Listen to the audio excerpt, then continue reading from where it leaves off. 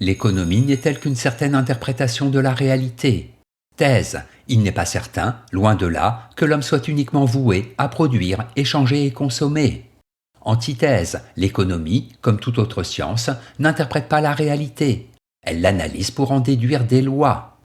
Thèse. L'économie n'est qu'une interprétation de la réalité. En effet, la réalité humaine est aussi riche que complexe. L'économie n'en saisit qu'une infime partie. Elle ne fait qu'interpréter, à des fins idéologiques, ce qu'elle prétend étudier de manière scientifique. Premier argument, rien ne dit que le travail soit une valeur primordiale. Les Grecs n'avaient que mépris pour le travail.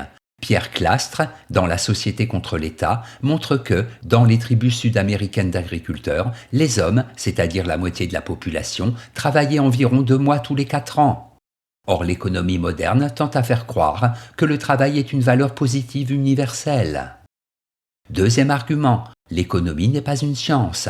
Les lois économiques ne parviennent pour ainsi dire jamais à prévoir un phénomène. D'autre part, toute science délimite nettement son champ d'action et n'explique qu'une infime partie du réel. L'économie n'a pas cette modestie. Elle tente d'interpréter l'ensemble de la réalité humaine. Troisième argument, l'économie est la religion des temps modernes. Affirmer que le chômage est une fatalité, que les marchés obéissent à des lois naturelles, c'est interpréter des phénomènes qui, de fait, dépendent bien de l'homme. Cette interprétation vise deux buts: maintenir un système de valeurs et défendre les intérêts de ceux qui tirent avantage des luttes économiques. En bref, l'économie donne à croire que l'homme est soumis à des lois gouvernant la production, les échanges, la capitalisation des biens.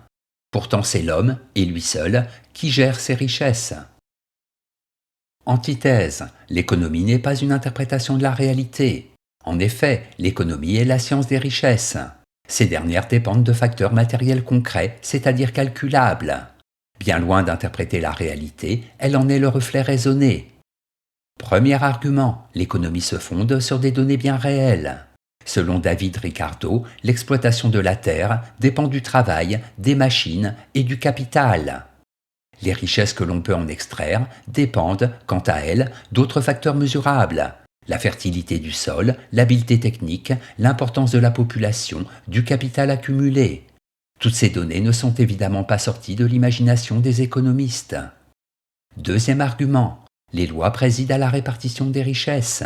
Comment les richesses globales d'une nation se répartissent-elles entre ceux qui vivent de leur rente, ceux qui possèdent le capital et enfin ceux qui vivent de leur travail?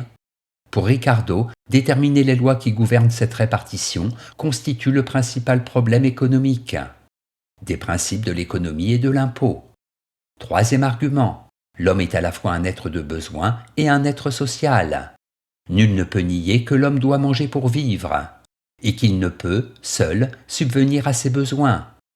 Ces deux aspects fondamentaux de la condition humaine sont pris en compte par l'économie. Dès lors, il est impossible de penser qu'elle puisse n'être qu'une interprétation de la réalité. En bref, la réalité dont s'occupe l'économie est on ne peut plus palpable. Elle concerne les besoins de l'homme et la manière dont ils doivent agir pour produire, échanger, économiser, éviter la pauvreté. Synthèse. Il est à peu près impossible de soutenir l'idée que l'économie n'est pas qu'une interprétation de la réalité. L'école classique, représentée par Adam Smith, Jean-Baptiste Say, a voulu croire que le système économique pouvait de lui-même trouver son équilibre et fournir du travail à tous, ce qui est manifestement faux. La croyance en un système économique naturel, ne dépendant pas de décisions humaines, le libéralisme, s'est effondré avec l'apparition d'une économie d'un type nouveau, inspirée par les théories de Marx.